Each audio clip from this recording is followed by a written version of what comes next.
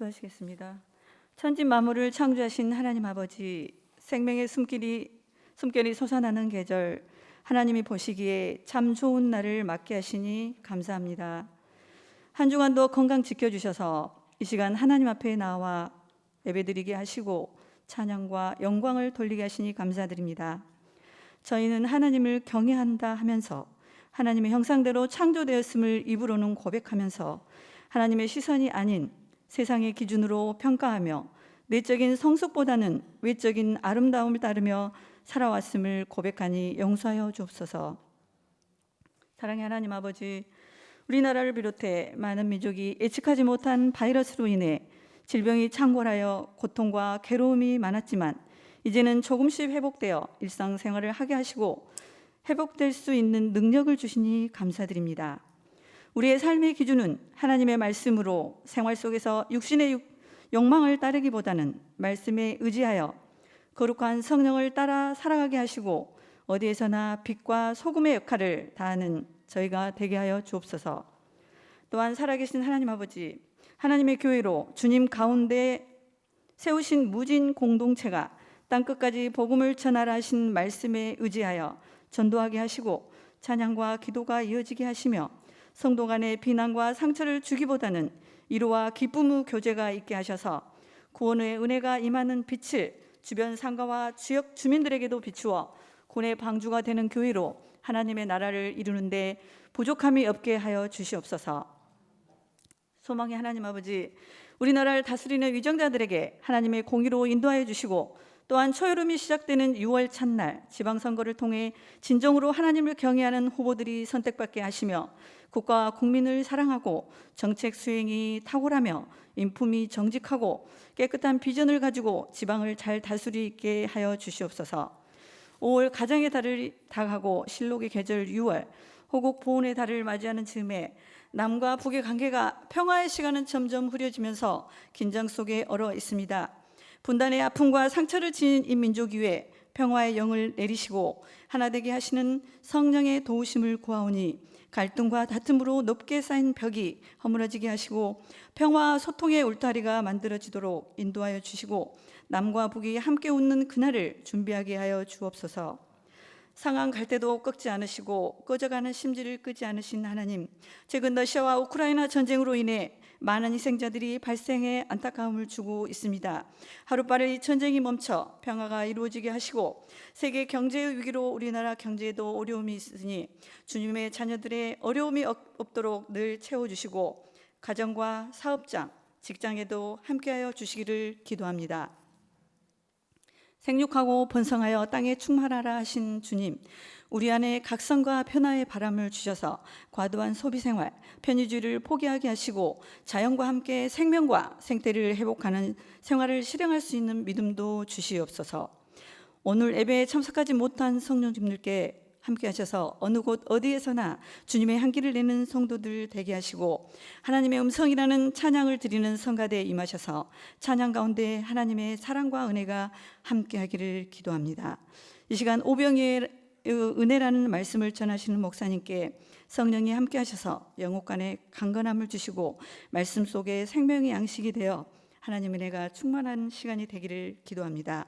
예배의 처음 시간입니다. 끝날 때까지 함께하여 주시고 인도하여 주시기를 바라며 예수 그리스도 이름으로 기도했습니다. 아멘.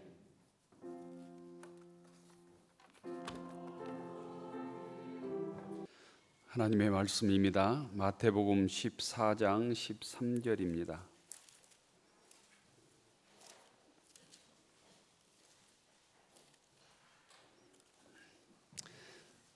신약성경 23쪽 마태복음 14장 13절부터 21절까지 교독하겠습니다.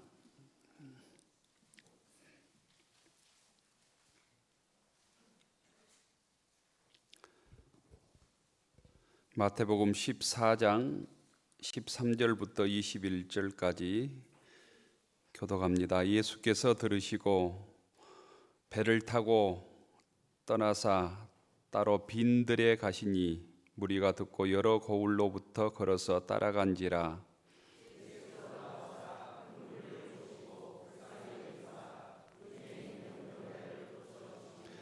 저녁이 되매 제자들이 나와 이르되 이곳은 빈들이요 때도 이미 저물었으니 무리를 보내어 마을로 들어가 먹을 것을 사 먹게 하소서.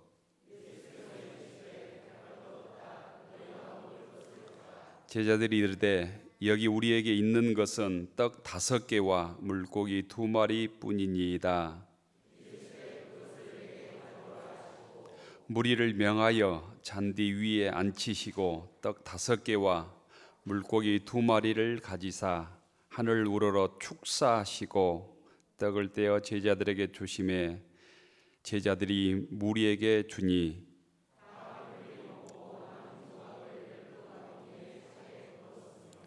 먹은 사람은 여자와 어린이 외에 5,000명이나 되었더라. 아멘. 주님의 평화가 여러분에게, 주님의 평화가 성가대원들에게 표와 함께 하겠습니다. 너희 모든 일을 사랑으로 행하라.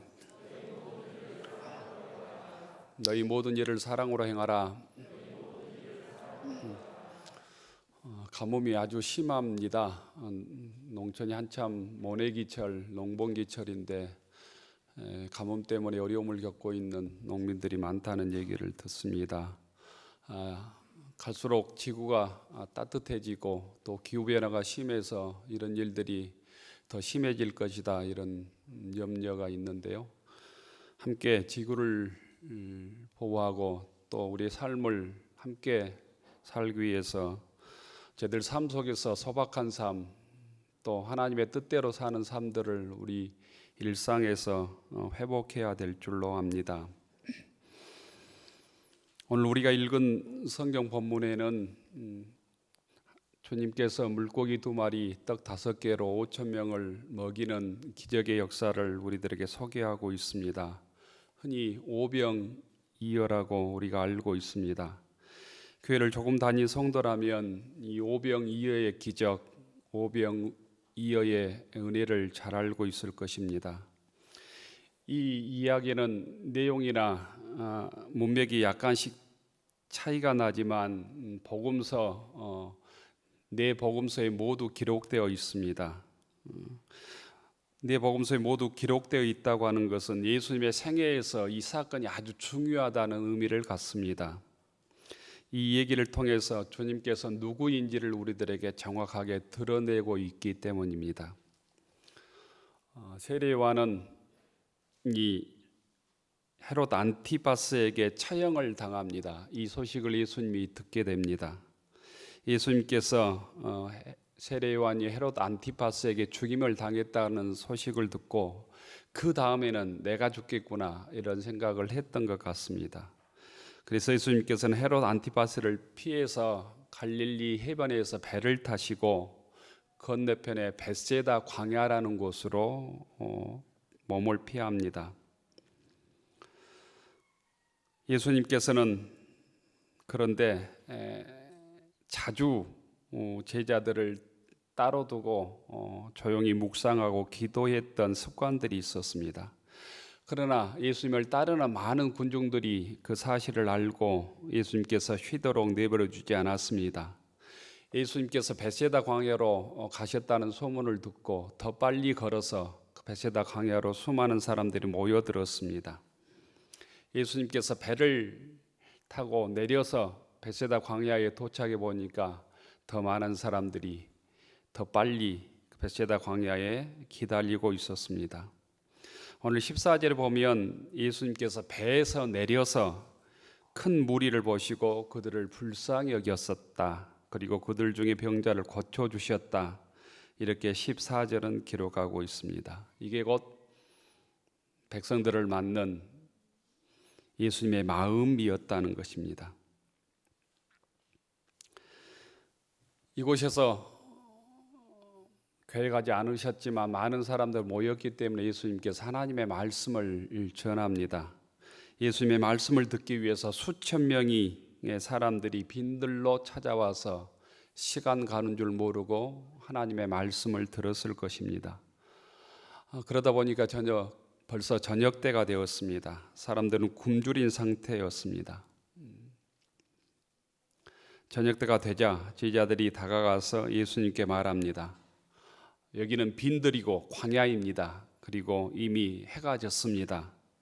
그러니 이 무리를 흩어 보내서서 제각기 먹을 것을 사 먹게 마을로 보내는 것이 좋겠습니다.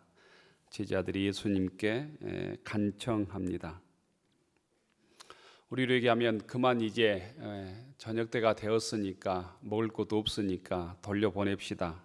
우리도 좀 쉬어야 될 것 아닙니까? 이런 말입니다. 그러자 예수님께서 제자들에게 물러가게 할 필요가 없다. 먹을 것을 너희들이 주어라. 너희가 그들에게 먹을 것을 주어라. 16절에 이렇게 말씀합니다. 예수님의 이 말씀에는 두 가지 중의적인 함의가 있습니다. 하나는 제자들에게 진짜로 너희들이 백성들을, 이 무리들을, 군중들을 걱정해서 이 말을 하고 있느냐, 이런 뜻입니다. 그리고 또한 너희들이 정말 백성들을 걱정한다면 너희들이 먹을 것을 해결해 주어야 되지 않겠느냐, 이런 말씀입니다. 이 예수님의 말씀을 듣고 마태복음에는 없습니다만 요한복음에 보면 가장 현실적인 제자 빌립이 이렇게 제안을 합니다. 이 사람들에게 모두 조금씩이라도 먹게 하려면 200데나리온이 필요합니다. 200데나리온 가지고도 충분치 않습니다. 이렇게 현실적으로 대답을 합니다. 한 데나리온은 하루 품삯입니다. 하루 장정의 품삯입니다. 그러니까 200데나리온은 한 사람의 장정이 한 200일의 품삯, 우리로 얘기하면 한 7개월쯤 되는 월급이라고 생각하면 되겠습니다. 이것까지도 부족합니다라는 거예요.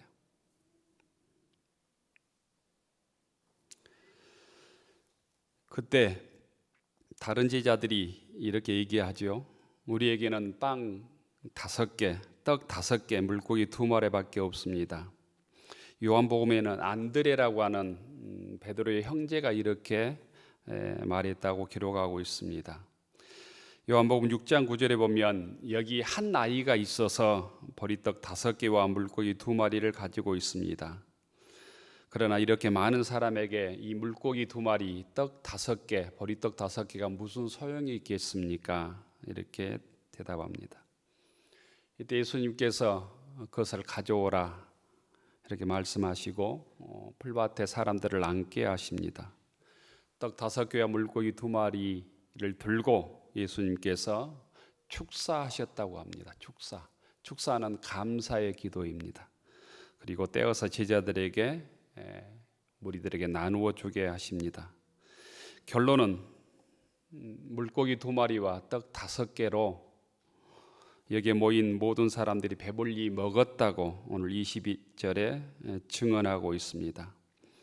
여자와 어린아이를 제외하고도 5천 명이 먹었다고, 그리고 12강줄이 12바구니가 남았다고 성경은 증언하고 있습니다. 우리가 믿는 주님, 우리가 그리스도로 고백하는 예수님이 어떤 분이신가? 그분은 하나님의 아들이며 우리의 생각을 뛰어넘는 분이시죠. 우리 한계를 뛰어넘는 분이 우리가 믿는 메시아 예수님이라는 말씀입니다. 곧 그 주님은 우리들의 삶을 책임져 주신 것처럼, 먹거리를 책임져 주신 것처럼 우리의 인생도 책임져 주실 예수 그리스도이심을 믿을 수 있기를 축원합니다. 오병이어에 대한 여러 가지 해석 방법이 있습니다. 많은 사람들이 이 얘기를 듣고 지어낸 이야기다. 어떻게 이런 일이 가능하냐? 물고기 2마리와 떡 5개로 5천 명을 먹을 수 있느냐? 지어낸 이야기다. 이렇게 얘기도 하고, 또 어떤 주석가들은 오병이어의 기적을 좀 합리적으로 해석해서 어린아이가 가지고 있는 물고기 2마리, 떡 5개를 주님께 내놓았을 때 사람들이 스스로 가지고 있었던 부끄러워서 가지고 있었던 이 도시락들을 내놓아서 먹고 남았다, 이렇게 해석하는 사람들도 있습니다. 그러나 그런 모든 해석들은 일부 개인적인 해석일 뿐입니다. 성경은 그렇게 말하고 있지 않기 때문입니다. 성경을 아무리 뒤져봐도 어린아이가 물고기를 내놓으니까, 도시락을 내놓으니까 다른 사람이 내놓았다, 이런 기록이 없습니다. 우리는 성경을 넘어서서 내 마음대로 성경을 해석하는 이 오류를 범해서는 안 됩니다. 우리가 이 세상을 창조하신 하나님을 믿으며 예수 그리스도가 하나님의 아들이며 우리의 구원자인 그리스도라고 믿는다면 물고기 2마리 떡 5개로 이런 기적을 일으키는 것이 어떻게 곧 불가능한 일이겠습니까? 말씀으로 세상을 창조하신 주님께서, 곧 죽은 자도 살리신 예수님께서 오병이어의 기적이 무슨 어려운 일이겠습니까? 중요한 것은 그 사건을 통해서, 그 기적 사건을 통해서 우리들에게 전해주려고 하는 그 마태복음의 저자의 메시지가 있다는 거예요. 그런 기적의 역사를 통해서 예수님께서 우리의 구원자라고 하는 사실을 1차적으로는 알리는 목적이 있습니다. 이것들을 우리가 잊지 않아야 합니다. 또한 이 사건을 통해서 몇 가지 교훈을 얻을 수 있는데, 첫 번째는 곧 예수님의 관점입니다. 예수님께서 사람들을, 백성들을, 무리들을 바라보는 이 관점에 대해서 우리가 배워야 합니다. 예수님의 마음이 있는 것이죠. 오늘 말씀에서 예수님의 성품을 잘 보여주고 있습니다. 예수님께서는 뜻하지 않았지만, 계획하지 않았지만 수많은 사람들이 자기를 찾아왔을 때 곧 거절하지 않았다는 것입니다. 환대하고 불쌍히 여겼다는 것입니다. 이 예수님의 성품을 오늘 우리들의 삶 속에서 배워갈 수 있기를 축원합니다. 모든 사람들을 환대하고 사람들에게 진실하게 대하고 귀하게 여기며 또 어려운 사람들을 긍휼히 여긴다고 하는 것은 결코 쉬운 일이 아닙니다. 우리들은 보통 내가 좋아하고 나를 사랑하는 사람들을 좋아하게 되어 있습니다. 그렇지 않는 사람들은 만나는 것으로만으로도 스트레스를 받습니다. 같은 공간에 나를 미워하는 사람들과 함께 있는 것만으로도 우리가 스트레스를 받습니다. 여러분은 어떻습니까? 그런데 예수님께서는 헤롯 안티파스를 피해서 베세다 광야에서 기도하기 위해서 갔지만 수천 명의 사람들이 몰려왔을 때 그들을 거절하지 않았다는 것입니다. 예수님은 세리를 멸시하지 않았고 창녀도 마다하지 않았습니다. 주님께서는 어린아이라고 소홀히 여기지 않으셨고 여자라고 차별하지 않았습니다. 예수님은 특히 병든 이들과 장애인들과 소외된 사람들, 가난한 사람들을 귀하게 여기셨습니다. 이 예수님의 관점을, 예수님의 마음을 우리가 이 시간 오병이어의 기적을 통해서 배울 수 있기를 축원합니다. 주님께서는 그들의 필요를 아시고 채우십니다. 그들을 치유하시고 회복시키십니다. 우리 주님께서는 우리의 영적인 눈뿐만 아니라 육체적인 필요, 물질적인 필요도 아시고 공급하시는 주님이심을 이 시간 믿을 수 있기를 축원합니다. 주님께서 친히 이 땅에 인간의 옷을 입고 오셔서 우리의 온갖 한계와 시련을 몸소 주님께서 체험하십니다. 배고픔의 처절함을 아시고 목마름의 괴로움을 아시고 질병과 고통과 모욕과 비방, 오해와 모함, 폭력과 배신, 끝내는 가장 처절한 십자가의 죽기까지 스스로 체험하십니다. 그 체험으로 인하여 우리를 아시고 우리의 약함과 우리의 목마름과 우리의 배고픔까지 아시고 채워주시는 분이라는 거예요. 예수님은 몸소 체험하심으로 우리의 약함을 아시고 우리를 위해서 친히 성령을 통하여 기도하신다고, 간구하신다고 말씀하고 있습니다. 모든 사람들을 환대하고 치료하고 긍휼히 여기시는 그 주님의 마음을 오늘 우리가 우리의 마음으로 품고 살아갈 때 우리는 기독교인으로, 하나님의 자녀로 살아가게 되는 것입니다. 교우 여러분, 우리가 우리 주님을 따르는 사람이라면 하나님의 형상으로 지음을 받은 모든 사람들을 업신 여겨서는 안 됩니다. 사람을 차별해서는 안 된다는 것입니다. 얼굴 생김새로, 남녀 때문에 또는 장애를 가지고 있다는 이유 때문에 차별을 해서도 안 되고 차별을 받아서도 안 된다는 것입니다. 도움이 필요한 사람들, 연약한 사람들, 소외된 사람들, 그 어떤 사람이라도 우리는 또한 약자에 대한 책임감을 느껴야 합니다. 그를 불쌍히 여기고 환대해야 된다는 거예요. 주님이 원하실 때는 우리가 가진 것을 주님께 드려야 될 뿐 아니라 또한 이웃과 나누어야 될 사회적 책임도 우리가 갖고 있음을 잊지 않기를 원합니다. 주님 안에서 이러한 이웃에 대한 배려와 나눔이 기적을 일으킵니다. 우리로 하여금 나눔과 이웃에 대한 배려가 기적을 또한 체험하게 합니다. 누군가는 우리를 위해서 그런 나눔을 주셨기 때문에 우리가 지금 생활하고 있는지도 모르겠습니다. 주님께서 자기의 몸을 버려서 나누어 주셨기 때문에 우리가 구원을 받고 하나님의 자녀라고 고백하고 있는 것입니다. 갈수록 삭막해져가고 사막화되어가는 이 시대에 우리를 환대하시고 긍휼히 여기시는 주님을 본받아 살아가는 믿음의 교우들이 되기를 축원합니다. 오병이의 기적과 은혜는 어린이가 가지고 있었던 보리떡 5개, 물고기 2마리를 주님께 드렸기 때문에 가능했습니다. 17절에 보면 여기 우리에게 있는 것은 떡 5개와 물고기 2마리 뿐입니다. 이 어린아이가 누구이며 그의 이름이 누구인지도 기록되어 있지 않습니다. 이 아이가 남자아이인지 여자아이인지도 기록되어 있지 않습니다. 본문의 말씀을 보면 우리가 추정해 볼 수 있는 것은 아이가 가지고 있었던 보리떡 5개, 물고기 2마리는 어린아이의 한 끼의 식량, 도시락이었던 것 같습니다. 아이 어머니가 쌓아주었던 보리떡 5개, 물고기 2마리는 한 어린아이의 배고픔을 달랠 수 있는 소중한 한 끼의 식량이었던 것입니다. 보리떡은 밀보다 하급의 곡식입니다. 밀가루를 먹지 못한 사람이 먹는 양식입니다. 그러니까 보리떡 5개를 가지고 있었다고 하는 것은 부모가 가난했다는 것을 의미합니다. 우리로 얘기하면 쌀밥이 아니라 보리밥인 것이죠. 물고기로 번역된 옵사리온이라고 하는 이 물고기는 어부들이 버린 고기를 의미합니다. 가난한 사람들이 주로 소금에 절여서 먹었던 생선입니다. 그러니까 버린 생선인 것이죠. 돈의 가치가 없어서 어부들이 그물에서 버린 생선을 가져다가 절였던 생선이 옵사리온이라고 하는 이 물고기 2마리입니다.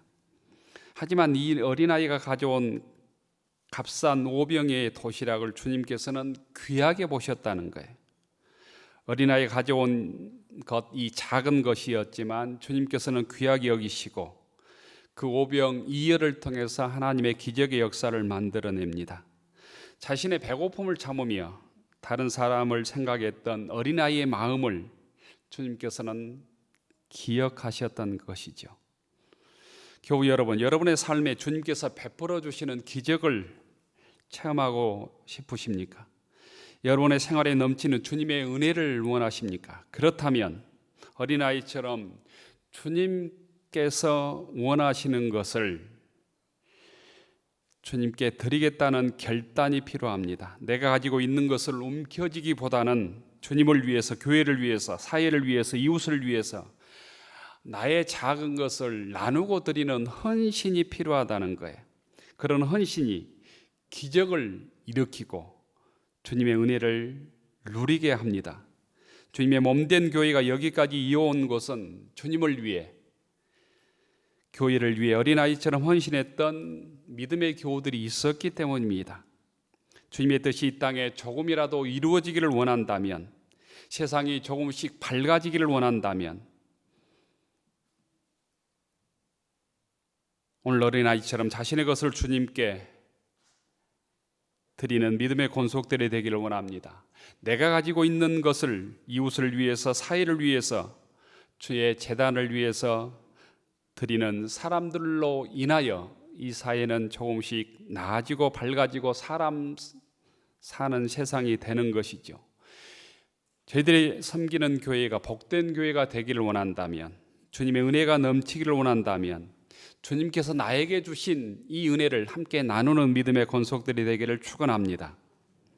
험한 세상을 사랑하는 우리들에게 주님께서 세상을 이기는 지혜를 함께 나누라고 가르쳐 주십니다. 내가 가지고 있는 오병이어를 주님을 위해서, 이웃을 위해서 내어놓을 때 세상을 따뜻하게 하는 곧 씨앗들이 될 것입니다.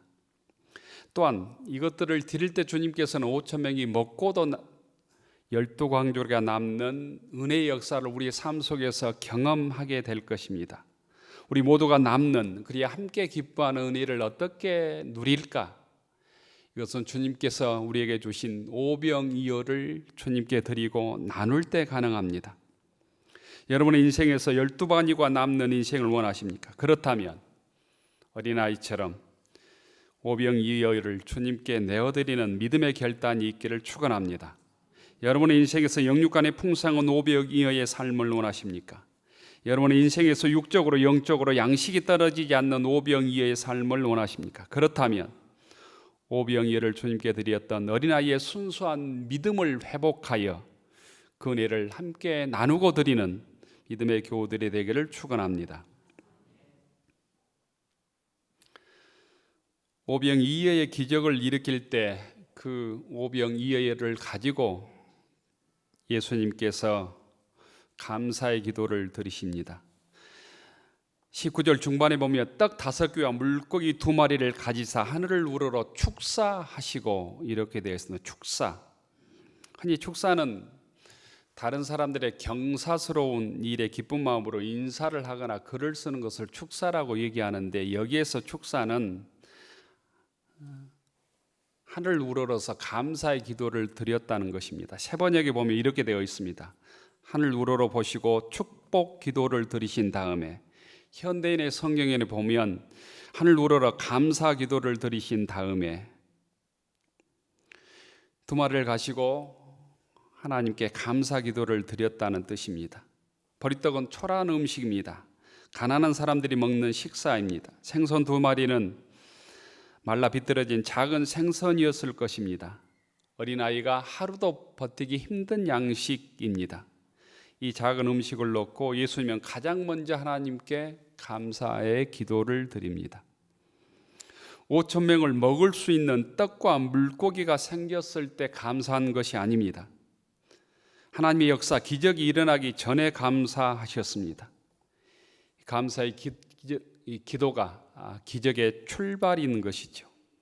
예수님의 기도는 기적을 구하는 기도가 아니었습니다. 단순한 감사의 기도였습니다. 초라한 음식에 드린 겸손한 감사의 기도였습니다. 이 오병이어의 기적의 출발은 이 감사의 기도로부터 출발합니다. 감사가 기적을 낳고 감사가 곧 하나님의 영광을 드러내는 출발이 되었다는 것입니다. 하나님은 절대로 굶주린 자신의 백성을 결코 내버려 두지 않는 선하고 자비로운 분이라는 것에 대한 철저한 신뢰의 기도가 이 축사입니다. 축복 기도, 감사 기도라는 의미입니다. 교우 여러분, 우리는 얼마나 감사의 기도를 드리며 살고 계신지요? 오늘날 우리들의 삶에는 예수님의 이 감사의 기도가 빠져 있는 것이 아닌지 돌아보아야 합니다. 현대인은 가장 큰 일, 중요한 사건에만 감사하는 경향이 있습니다. 원하는 것이 이루어졌을 때만 감사하곤 합니다. 화폐 가치로 환산할 수 있을 때만 감사한다는 거예요. 하지만 성경에 나오는 감사는 좋은 일이 생겼기 때문에 드리는 감사가 아닙니다. 성경에서 감사는 생애 가장 기초적인 것에 대한 감사, 어려움과 고통 속에서도 발견되는 하나님의 은혜에 대한 감사입니다. 오늘 말씀을 통해서 예수님의 이 감사의 기도를 배우는 권속들이 되기를 바랍니다. 지극히 작은 것에 감사의 기도를 드림으로 하나님의 은혜를 체험하는 믿음의 권속들이 되기를 축원합니다. 하나님의 은혜가 어떻게 나타났는가? 예수님의 한 나이의 작은 오병이어를 가지고 축복하고 기도하면서 나타났다는 것입니다. 이 작은 음식을 함께 나누었을 때 곧 남자만 계산해도 5천 명이 넘는 사람들이 먹고도 남는 놀라운 기적의 역사가 나타납니다. 곧 이것이 하나님의 역사이고 하나님의 은혜입니다. 하나님의 은혜가 임하면 우리 인생의 모든 문제는 해결되게 되어 있습니다. 이 가뭄에 풍성한 비가 오면 모든 가뭄들이 해가라고 만물들이 춤을 추는 것처럼 우리의 삶에 모든 문제를 주님께서 은혜를 주시면, 은혜가 충만하면 우리 모든 인생의 문제는 해결되고 극복되는 것입니다. 우리의 삶에도 감사하며 기도함으로, 감사하며 또 기도하며 감사함으로 우리의 모든 인생의 문제가 해결되고, 또 그 은혜를 통해서 이웃을 살리고 교회를 살리고 사회를 살리는 오병이어의 기적을 체험하는 믿음의 기도를 드리는 믿음의 권속들, 감사의 기도를 드리는 무진교회 교우들이 되기를 축원합니다. 기도하겠습니다. 생명의 주님, 오늘 주님께서 저희들에게 주신 말씀을 심령 속에 새기게 하옵소서. 우리의 것을 주님께 어린아이와 같이 드림으로 우리의 삶 속에서 오병이어의 은혜와 기적을 맛보며 살아가게 하옵소서. 그러기 위해 어린아이와 같이 깨끗한 믿음을 본받게 하옵소서. 저희들이 주님께 드림으로 교회가 회복되고 우리 믿음의 권속들의 관계가 회복되며 이 사회가 주의 사랑으로 넘치는 사회가 되도록 저희들이 먼저 주님께 드리며 감사의 기도를 드리는 믿음의 권속들 되게 하옵소서. 예수님 이름으로 기도 올리옵나이다. 아멘.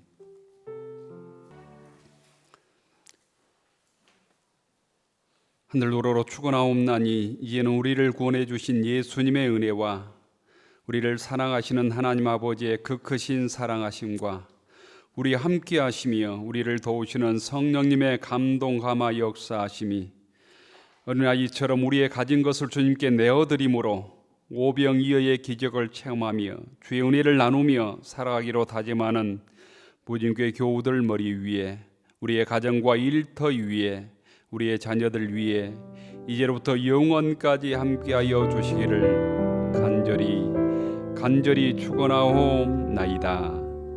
아멘.